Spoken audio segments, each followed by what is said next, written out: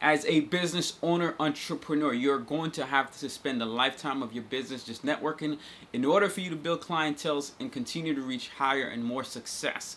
So it's very important that you continue to try to communicate, attend different networking events. And talking about networking events, I recently signed up for the NYNJ Council. They are part of an organization called the NMSDC. Depending on the state that you are living in, or that your business is registered, you may want to sign up for that particular state. But pretty much they just try to get a lot of small business, minority-based, women-owned business together against with big corps and create that connection and relationship. So I went to their first event and it was pretty phenomenal. I literally made 10 contacts. It was probably the first networking event I felt like most of the people I spoke to, it was going to lead something down the line. And I had two different angles. I had both the partnership, where it's kind of like, if I have a client that needs a particular service, I can partner up with another company so that way my company can provide the entire service, even though we know we're focused on just one part of it. And there's also the part where I was more of a seller, selling my services to someone that could potentially buy my services. And creating those connections are great. But it really felt like everything I found was either one of those, so it was a success for me at the end of the night. And I really wish I was able to talk to more and more folks, but it's okay. You're a part of the network. And one thing I like is that they were using this app so that way you could keep in contact with those people. You see who's attended, reach out to people, even online on LinkedIn, and try to connect to them. So it's very important that you continue to try to attend networking events. I was a shy person, and if you're a shy person once upon your life, right, I am going to give you some tips to really overcome that. The first thing is just know that, accept the fact that you are not going to attain a level of success unless you get out there and network and speak and speak. And practice makes the perfection. It did not happen overnight. It's the minute that I realized that. And one thing that helped me is when I started my music business and I started attending more and more events, trying to network with people. The music business, unfortunately, is a little bit more shady. So a lot of networking events I went to, there's a lot of phony people. That's the only way I can describe it. That would say they could do X, Y, Z, or they put themselves at a high pedestal, right? That they have all these capabilities when they really don't, and they're just probably like a minion compared to their peers or colleagues. But for the sake of it, I've learned through the ropes. I filtered out a lot of things. I have some great partnerships in the music business right now, but it took much more years and such. So you're gonna experience that as well, and it's okay. But take those as practice for you to overcome the shyness. And one thing you could do is, if you are uncomfortable about speaking to people, is try to find some factor that motivates you, that you know you're gonna need in order for you to make that success connection with your business and that potential client or that potential partnership that you may come across. And shyness is not something, as I said, you could just completely take out and rule out overnight. I still struggle with it, but when it comes to my business, I put a different hat on. It's almost as if like you're working a job. You're working for yourself, yes, essentially, but think about it like you're working for a job. And I'm sure if you have an employer paying you to go out and speak to people, you are going to put that motivation on you to do the job, because you know, if I don't do this, I ain't getting paid. So therefore, I have to do this completely. And that's the switch that you got to kind of turn on in order for you to try to overcome that shyness. Treat it as such, that you are working for your company and you are hired by your company, and if you don't do this, you're going to get fired by your company. And unfortunately, we got to play many hats in the beginning of our business. Salesperson, the person that's actually doing the work, until we're able to scale up, bring in some revenue, and hire people to be able to delegate completely. But I encourage you, practice makes perfect. And another thing I'm using, honestly, to help me practice is this channel right here. Being able to communicate with you. Even though I don't get as much feedback, I do get some interactions with some of you. It really helps me sometimes when I look back at these videos and I'm like, all right, I can work on this, I can improve on that. So being able to record yourself and watch it later is one of the ways that you can get more comfortable with speaking and build to overcome that shyness. And I'm still working on it every day. Don't think that I got it all together, because I really don't, or someone else that's a really great speaker got it all together. They still have to go through those ropes of practicing and be able to communicate more fairly. There's habits. There are ways that you take your tongue. There's ways that your gestures that you're doing. All of these things are very practical. Like, you got to keep doing it until you get better and better at it. But it's a lifetime of learning in order for you to build that up. So that's another thing you can try out. And to break the ice with people, one thing is like, yeah, who do you talk to? Like, if you're in a room with a whole bunch of people, then like, who do you figure out who can you talk to? Break the ice with someone. You could talk about, compliment their shirt. I like your shirt. I like your shoes. I like your hairstyle. Of course, you want to be careful that it doesn't come off as flirtatious, because it should still feel like it's professional. So put the compliment and then try to quickly steer the conversation. So, what brought you here tonight? Or what made you come out here tonight?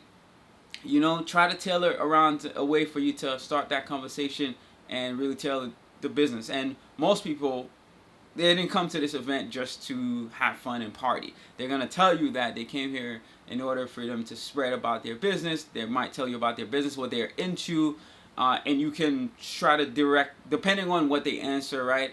If they say, oh yeah, I'm here to just see different businesses and organizations and such, oh, no, and then you can now steer the conversation to, oh, so what kind of business are you into?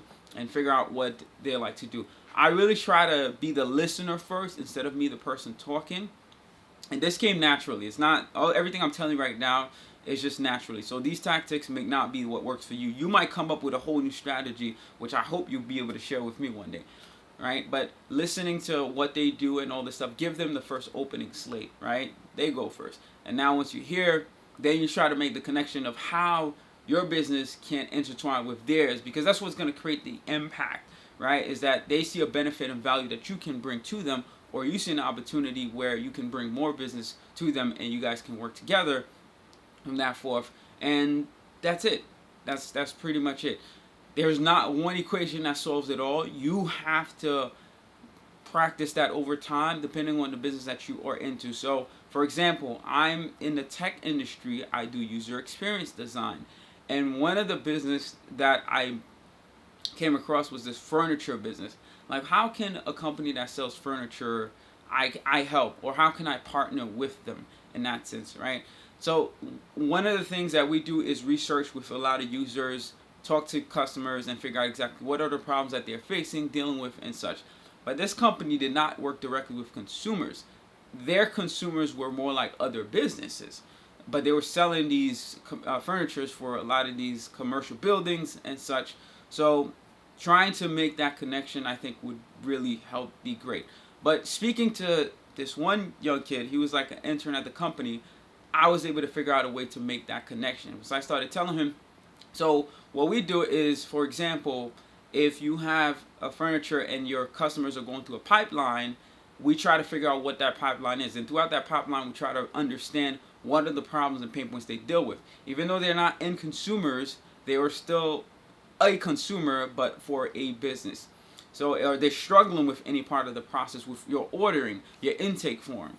And if all these things are slowed down to speed up, to help speed up the process of them getting to place the order, then that is slowing down for you to be able to make for them to make the purchase happen, for you to get that sale.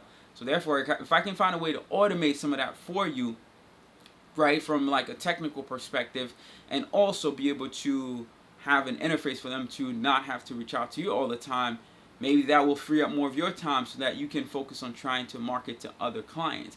And this is the value that we're adding. This is the value that being impacted. And when you do that, they look at that as a light bulb that just flicked on, like, interesting. So therefore, if you're taking time away from me to not have to do certain tasks, and I can automate it, and that gives me the ability to now be able to get more sales, reach out to more customers, and be able to focus on other things. And that's what you want to do for business owners, is just be able to bring that impact to them.